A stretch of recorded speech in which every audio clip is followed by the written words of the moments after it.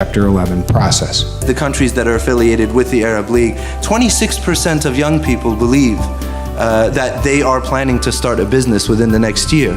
Only 4% of American youth say the same. The first basically has to do with competition policy. How can you get a handle on some of the monopolistic behaviors? How can you open it up for competition? What competition policy should be implemented? That's fundamental. Middle East is opening up.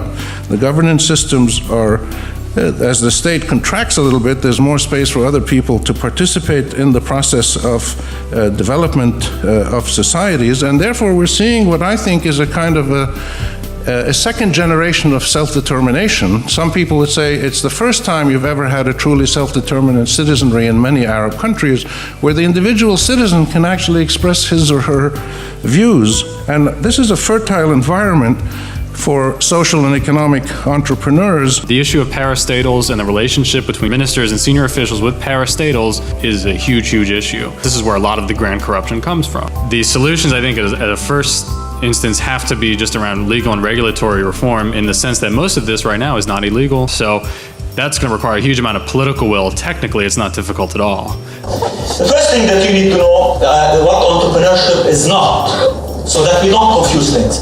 Entrepreneurship, an entrepreneur is not a businessman, so let's establish that. An entrepreneur is a different breed of creatures. We are not also deal doers, all right? We don't do deals. We are in it for the long run. So hit and run people are not entrepreneurs. They are. I hate newspapers when they talk about everybody who's in business as an entrepreneur. I'm sorry, we are not that.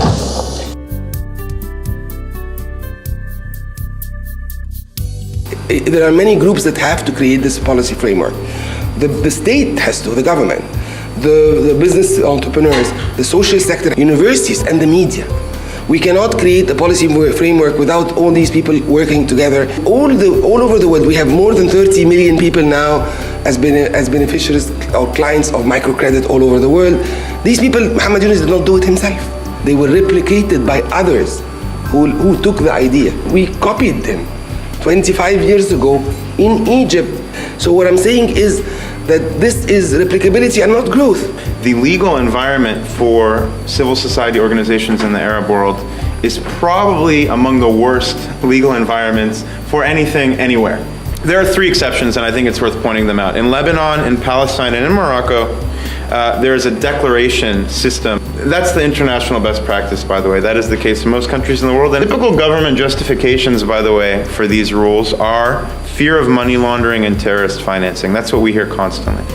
But the fact of the matter is, the laws, the NGO laws, often predate these justifications, okay? It's so difficult to register as an NGO. So most people, like entrepreneurs, social entrepreneurs in specific, they go into registering as corporation, but it's not that easy. This girl, her name is Wa'd al-Tawil, the long-awaited promise of a female young entrepreneur through our Injaz program in Palestine, wins the whole regional Arab student competition.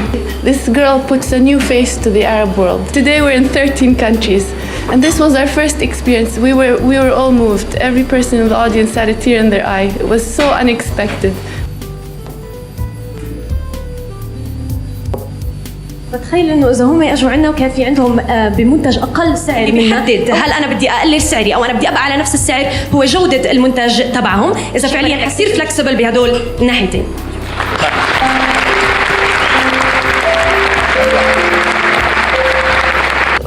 I learned a lot from Wa'ad and the students that go through our program. So if you want to know whether entrepreneurship education makes a difference, it certainly makes a difference. And also sometimes if you've got the right minister working with you, if you do an evaluation and you give him concrete facts, concrete statistics, you can actually arm the minister to take this to government and say, hey, I want a budget for this. Look, here are the facts. So anybody who's thinking of doing entrepreneurship education, I would really highly recommend that you do an evaluation. And if the figures add up, then that is also a stronger argument point for you with the minister, and you're also arming the minister to have him on board with you. If you're the top soccer player in 8th, 9th grade, every high school will be trying to get you to come to their school. In our field, entrepreneurial education, you can be the top child in the world in 8th, 9th grade. Nobody will know about you. Nobody will recruit you. You won't be nurtured. And many times the teacher will be unkind to you because a lot of the characteristics of the young entrepreneurs don't fit as well into the classroom as we hope. So my big point today to our community is that we change our thinking from a point in time to what we call a pathway. That's a big breakthrough. We're trying to come up with clear, concrete, actionable recommendations that we can work with policymakers and organizations on if we are serious about creating and supporting a conducive and healthy social innovation and social entrepreneurship environment in the region. Although there is a guiding principle and a guiding definition of what a social entrepreneur is, it's very important that it's locally defined and locally conceptualized and in every area. In this part of the world, you'll find that a lot of the opportunities are actually in sectors that have a social impact. We do more than just provide capital to companies. We actually go in there and instill corporate governance best practices. There is no there's no ministry for entrepreneurship. My final words, when you look at who is going to drive this change towards creating best practices in entrepreneurship policy, the answer is you.